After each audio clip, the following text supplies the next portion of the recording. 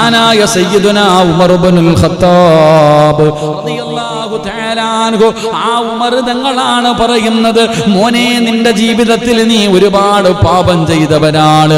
നമ്മൾ ഓരോരുത്തരും പടച്ചവനെ പാപം ചെയ്യാത്തവര് മനുഷ്യനുമില്ല. ഒരുപാട് തെറ്റുകൾ ചെയ്തവരാണ്. ഒന്ന് പശ്ചാത്തപിക്ക്, ഒന്ന് വിചാരണ ചെയ്യ്. അല്ലാഹുവിന്റെ വിചാരണ നിനക്ക് താങ്ങാൻ കഴിയുന്നതല്ല.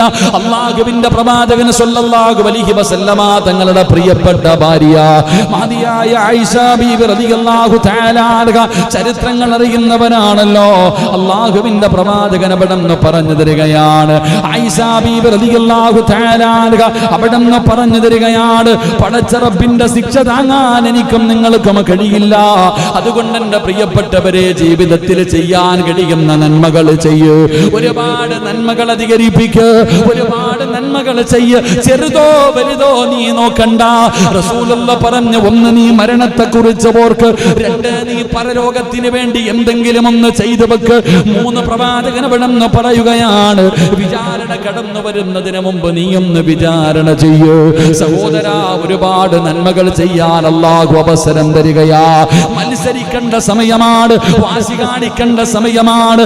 തമ്മിലടിക്കുന്നതിന് വേണ്ടിയല്ല, ദുനിയാവിന്റെ നേട്ടങ്ങൾക്ക് വേണ്ടിയല്ല, സ്ഥാനമാനങ്ങൾക്ക് വേണ്ടിയല്ല, പണം സമ്പാദിക്കുന്നതിന് വേണ്ടിയല്ല. പിന്നെ എന്തിനാണ് മത്സരിക്കേണ്ടതെന്നറിയുമോ? നന്മകൾക്ക് വേണ്ടി മത്സരിക്ക്, അല്ലാഹുവിന്റെ സ്വർഗ്ഗത്തിന് വേണ്ടി മത്സരിക്ക്. മഹാനായ നബി മുഹമ്മദ് മുസ്തഫ സ്വല്ലല്ലാഹു അലൈഹി വസല്ലം അന്നദാൻ അല്ലാഹുവിന്റെ പ്രവാചകൻ അവിടെന്ന് പറയുകയാണ്, അബൂ ഹുറൈറ റളിയല്ലാഹു തആല അൻഹു അവിടെന്ന് നിവേദനം ചെയ്യുന്ന ഹദീസ്, ഖാല റസൂലുള്ളാഹി സ്വല്ലല്ലാഹു അലൈഹി വസല്ലം, ഒരു ദിവസം അല്ലാഹുവിന്റെ പ്രവാചകൻ സുബഹി നമസ്കാരം കഴിഞ്ഞ് തന്റെ സ്വഹാബത്തിനോട് ചോദിക്കുകയാണ്, മൻ അസ്ബഹ മിൻകുമുൽ യൗമ സായിമാ, ഇന്നത്തെ ദിവസം നോമ്പ് പിടിച്ച ആരെങ്കിലും ഉണ്ടോ സഹാബ? റസൂലുള്ളാഹി ചോദിക്കുകയാണ്, ഇന്നത്തെ ദിവസം നോമ്പ് പിടിച്ച ആരെങ്കിലും ഉണ്ടോ? പടച്ചവനെ, ഖാല അബൂബക്കർ സിദ്ദീഖ് റളിയല്ലാഹു തആല അൻഹു, അബൂബക്കർ തങ്ങൾ പറയുന്നു, യാ റസൂലല്ലാഹ്, അല്ലാഹുവിന്റെ നബിയേ, ഞാൻ ഇന്ന് നോമ്പുകാരനാണ് നബിയേ. പ്രവാചകൻ അവിടുന്ന് രണ്ടാമതായി ചോദിക്കുകയാണ്,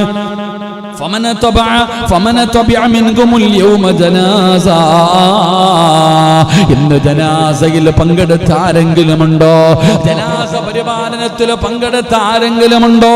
അബൂബക്കർ തങ്ങൾ പറയുന്നു, നബിയേ, ഞാനുണ്ട് നബിയേ, ഞാനുണ്ട് നബിയേ. അല്ലാഹുവിന്റെ റസൂൽ മൂന്നാമതായി ചോദിക്കുകയാണ്, നിങ്ങളിൽ ആരാണ് ഇന്നൊരു പാവപ്പെട്ടവന് ഭക്ഷണം കൊടുത്തവൻ ആരാണ്? എപ്പോഴാണ് ചോദിക്കുന്നത്? സുബഹി നമസ്കാരം കഴിഞ്ഞിട്ടാണ്, അസർ നമസ്കാരം കഴിഞ്ഞിട്ടല്ല, ളുഹർ നമസ്കാരം കഴിഞ്ഞിട്ടല്ല, സുബഹി നമസ്കാരം കഴിഞ്ഞിട്ട് പ്രവാചകം ചോദിക്കുന്നു, ഇന്ന് നോമ്പ് പിടിച്ച ആരെങ്കിലും ഉണ്ടോ? അബൂബക്കർ തങ്ങൾ പറഞ്ഞു, ഞാനുണ്ട് നബിയേ. ഇന്ന് ജനാസ നമസ്കാരത്തിൽ പങ്കെടുത്ത, ജനാസ അനുഗമിച്ച ആരെങ്കിലും ഉണ്ടോ? അബൂബക്കർ തങ്ങൾ പറയുന്നു, ഞാനുണ്ട് നബിയേ. ഇന്ന് പാവപ്പെട്ടവർക്ക് ഭക്ഷണം കൊടുത്ത ആരെങ്കിലും ഉണ്ടോ? അബൂബക്കർ തങ്ങൾ പറയുന്നു, ഞാനുണ്ട് നബിയേ. റസൂലുള്ളാഹി ചോദിക്കുകയാണ്, അല്ലാഹുവിന്റെ പ്രവാചകൻ അവിടുന്ന് ചോദിക്കുന്നു, സ്വഹാബാ, ആരാണെന്നൊരു രോഗിയെ സന്ദർശിച്ചതാരാ? സുബഹിയുടെ മുമ്പ് നടക്കുന്ന കാര്യം റസൂലുള്ളാഹി ചോദിക്കുകയാണ്, ഇന്ന് രോഗ സന്ദർശനം നടത്തിയ ആരാളുള്ളത്? അപ്പോഴും അബൂബക്കർ തങ്ങൾ പറയുന്നു, നബിയേ, യാ റസൂലല്ലാഹ്, അല്ലാഹുവിന്റെ നബിയേ, ഞാനുണ്ട് നബിയേ. എന്റെ പ്രിയപ്പെട്ടവരെ, എന്ത് ചോദിച്ചാലും അബൂബക്കർ, എന്തു പറഞ്ഞാലും അബൂബക്കർ. പടച്ചവനെ, സ്വഹാബികൾക്ക് അത്ഭുതമാവുകയാണ്. എന്നിട്ട് പ്രവാചകൻ പറഞ്ഞു, സ്വഹാബ, ഈ പറഞ്ഞ ഗുണങ്ങൾ, ഈ പറഞ്ഞ സൽക്കർമ്മങ്ങൾ ആരെങ്കിലും ഒരു മനുഷ്യൻ എല്ലാ ഒരു ദിവസം ചെയ്തു കഴിഞ്ഞാൽ അവന് സ്വർഗത്തിലാണെന്ന് നബി മുഹമ്മദ് മുസ്തഫ സ്വല്ലല്ലാഹു അലൈഹി വസല്ലമ തങ്ങൾ പറയുകയാ. പടച്ചവനെ, നോമ്പ് പിടിക്കുന്നത്, ഭക്ഷണം കൊടുക്കുന്നത്, പടച്ചവനെ രോഗിയെ സന്ദർശിക്കുന്നത്, അല്ലാഹുവേ ജനാസയിൽ പങ്കെടുക്കുന്നത്, ഈ പറയുന്ന നന്മകൾ ആര് ചെയ്യുന്നുണ്ടോ അവന് സ്വർഗത്തിലാണെന്ന് നബി മുഹമ്മദ് മുസ്തഫ സല്ലല്ലാഹു അലൈഹി വസല്ലമ തങ്ങൾ പറയുമ്പോ എൻ്റെ പ്രിയപ്പെട്ട സഹോദരാ, ഒരുപാട് നന്മകൾ ചെയ്യാൻ അവസരമുണ്ട്, ഒരുപാട് നന്മകൾ ചെയ്യാൻ അവസരമുണ്ട്. പാഴാക്കി കളയല്ലേ. പുതുവർഷത്തിലേക്ക് കടക്കാൻ കാത്തിരിക്കുന്ന മനുഷ്യ, റസൂലുള്ള നാലാമതായി പറയുകയാണ്, മുത്തുനബി അവിടെന്ന് പറയുന്നു, സഹാബാ എന്തായാലും കഴിയേണ്ടതൊക്കെ കഴിഞ്ഞുപോയി, എന്റെ 34 വർഷം കഴിഞ്ഞുപോയി. പടച്ചറപ്പേ, ഇനിയൊരു പുതുവർഷത്തിലേക്ക് കിടക്കുമ്പോ അല്ലാ, ഇനിയുള്ള ദിവസങ്ങളെങ്കിലും എനിക്കൊന്ന് നന്മ ചെയ്യണം തമ്പുരാനെ. നാലാമത് വേണ്ട ഗുണം, ശേഷിക്കുന്ന ജീവിതമെങ്കിലും അള്ളാഹുവിന് വേണ്ടി ജീവിക്കാൻ നമ്മൾ തീരുമാനിക്കണമെന്ന് നബിയുനാ റസൂലുള്ളാഹി സല്ലല്ലാഹു അലൈഹി വസല്ലമ തങ്ങൾ പറഞ്ഞു. കഴിഞ്ഞതൊക്കെ പോകട്ടെ നാസറണ്ണെ, കഴിഞ്ഞതൊക്കെ പോകട്ടെ ഇൻഷാ അല്ലാഹ്, ഇനി അങ്ങോട്ടുള്ള ജീവിതം സൂക്ഷിക്ക്. അല്ലാഹു ഈമാൻ തരുമാറാകട്ടെ. ഓരോരുത്തരോടും പറയുന്നു, നമ്മുടെ കഴിഞ്ഞ കാലം കഴിഞ്ഞു. എന്റെയും നിങ്ങളുടെയും കഴിഞ്ഞ കാലങ്ങൾ ഇനിയിപ്പോൾ അത് വല്ലതും ചോദിച്ചിട്ട് വല്ലതും കിട്ടാനുണ്ടോ? എൻ്റെ 33 കൊല്ലം ചതഞ്ഞെടുത്തിട്ട് വല്ലതും കിട്ടാനുണ്ടോ? ഒന്നുമില്ല. അള്ളാഹു പുറത്തുമാറാകട്ടെ. എന്നാൽ ഇനിയുള്ള ദിവസങ്ങൾ കഴിഞ്ഞത് കഴിഞ്ഞു. ഇനി നമുക്കെന്ത് നന്മ ചെയ്യാം? ഇനി മുന്നോട്ടുള്ളത് അത് അല്പമാണെങ്കിലും, അതിന് എത്ര ചെറുതാണെങ്കിലും, എൻ്റെ പ്രിയപ്പെട്ടവരെ, ഇനിയുള്ള കാലം നമുക്ക് എന്ത് നന്മ ചെയ്യാം? അതിനെക്കുറിച്ചാണ് നാം ചിന്തിക്കേണ്ടത്. മഹാനായ ആദരവായ പ്രവാചകൻ നബി മുഹമ്മദ് മുസ്തഫ സല്ലല്ലാഹു അലൈഹി വസല്ലമ തങ്ങൾ പറയുന്ന ചില കാര്യങ്ങൾ ഓർമ്മപ്പെടുത്തുകയാ. കഴിഞ്ഞു പോയത് പോകട്ടെ, ഇനിയെങ്കിലും പടച്ചവനെ 40 ആയില്ലേ, 45 വയസ്സായില്ലേ, 50 വയസ്സായില്ല അല്ലാ, പടച്ചവനെ ഞാൻ പെണ്ണ് കിട്ടിയില്ല അല്ലാ. ചിന്തിക്കേണ്ട അങ്ങനെ ചെറുപ്പക്കാരെ, കരിമലെ ചിന്തിക്കണം. പടച്ചവനെ, സുൽഫിയും സാജിദൊക്കെ ഇങ്ങനെ നടക്കുന്നുണ്ട്, ഉമാരൊന്നും പെണ്ണ് കിട്ടിയില്ലല്ലോ അല്ല, ഞാൻ പെണ്ണ് കിട്ടിയല്ലോ അല്ലാഹുവേ. ഷാനവാസ് ചിന്തിക്കണം, പടച്ചവൻ എനിക്ക് 2 മക്കളായല്ലോ അല്ലാ.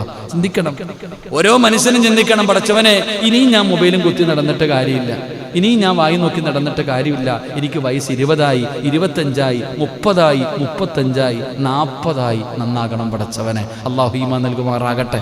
അതോ ഇപ്പോഴും 18 വയസ്സുകാരനെ പോലെ നടക്കണോ?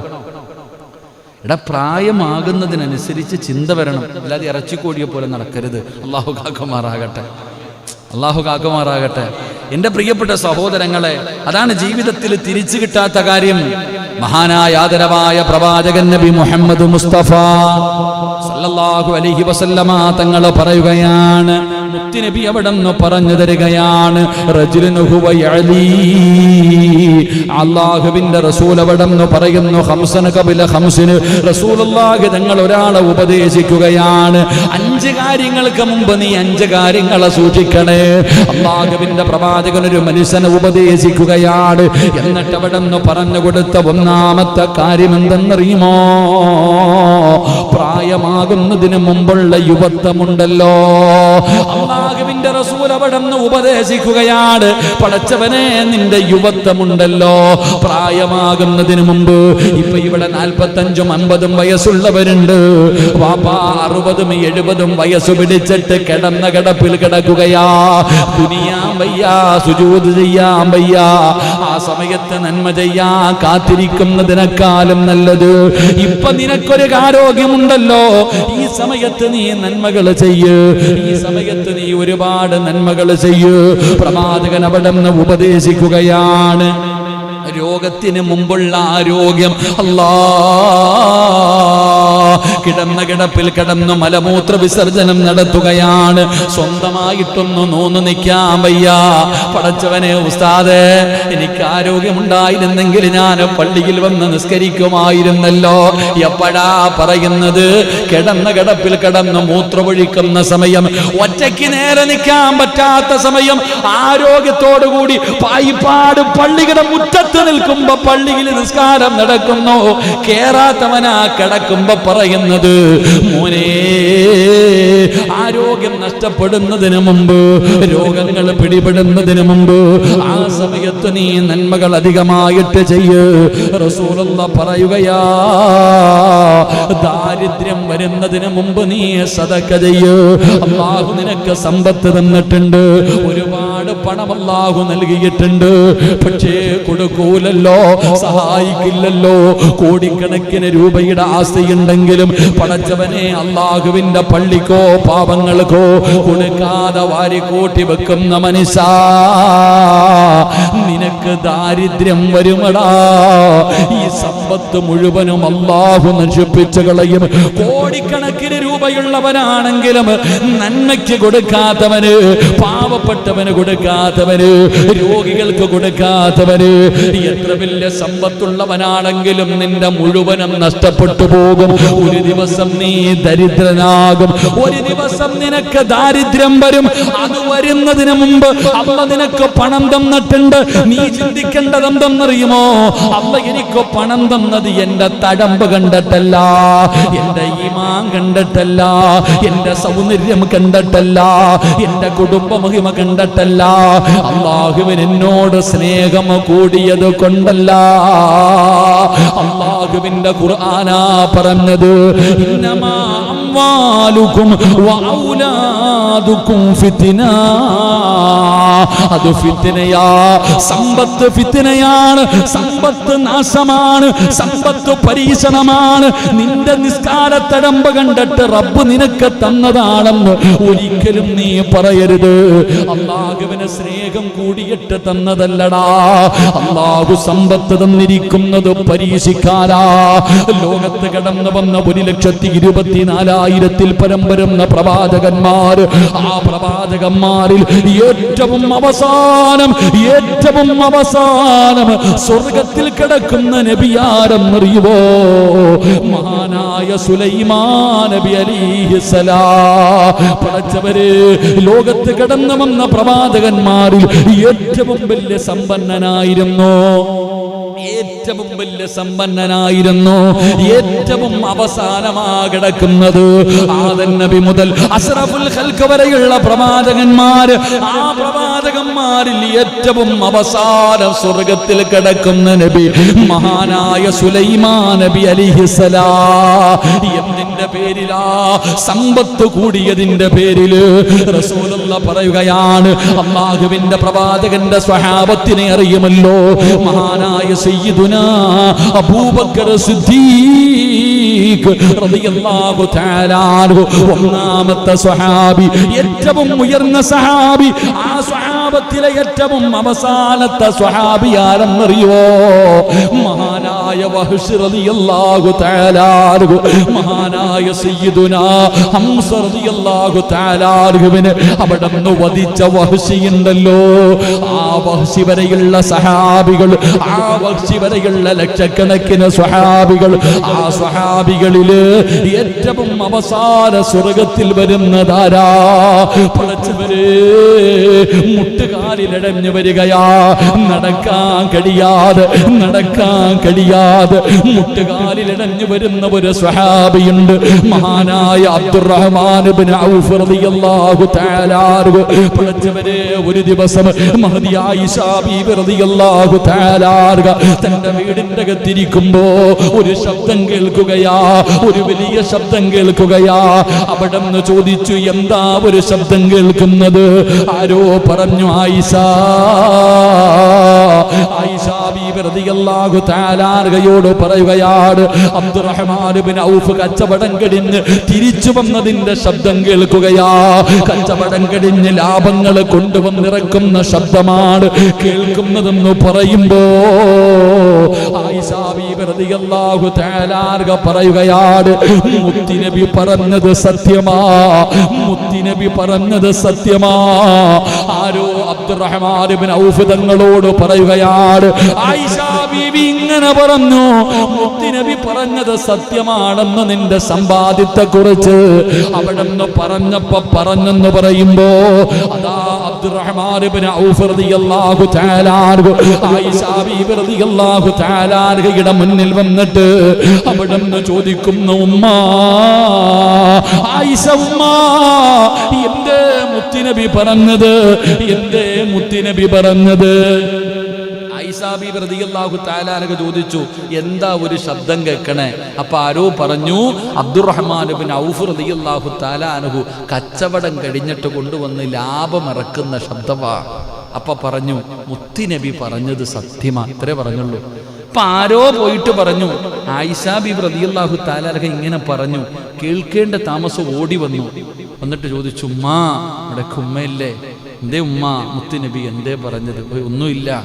പിന്നീട് ചോദിച്ച പറഞ്ഞു, ഏറ്റവും അവസാനം സ്വർഗത്തിൽ കിടക്കുന്ന സഹാബി, ഏറ്റവും അവസാനം മുട്ടുകാലിൽ എഴഞ്ഞ സ്വർഗത്തിൽ വരണേ. അല്ലാഹുവേ, എന്തിൻ്റെ പേരിൽ? അത്രയും സമ്പത്തുണ്ടായിരുന്നു. ഇതങ്ങിട്ട് പറഞ്ഞ ഉടനെ, ആയിഷ ബീബി റളിയല്ലാഹു തആല അൻഹ പറഞ്ഞ ഉടനെ അബ്ദുറഹ്മാൻ ഇബ്നു ഔഫ് റളിയല്ലാഹു തആല അൻഹു പറഞ്ഞു, ഈ കച്ചവടത്തിൽ കിട്ടിയത് മുഴുവനും അള്ളാന്റെ ദീനിന്, ഈ കച്ചവടത്തിൽ ലാഭമായി കിട്ടിയത് മുഴുവനും അള്ളാന്റെ ദീനിന്. അള്ളാഹ്ക്ക് കൊടുത്തിട്ടും നാളെ മുട്ടുകാലിൽ എഴഞ്ഞ സ്വർഗത്തിൽ പോണത്. അള്ളാഹു ഈമാൻ തരുമാറാകട്ടെ. ആ കച്ചവടത്തിൽ കിട്ടിയ സർവ്വ ലാഭവും അതുപോലെ അള്ളാഹ്ക്ക് കൊടുത്തിട്ട് പോലും ഈ സഹാബി ഏറ്റവും അവസാന സ്വർഗത്തിൽ പോണേ.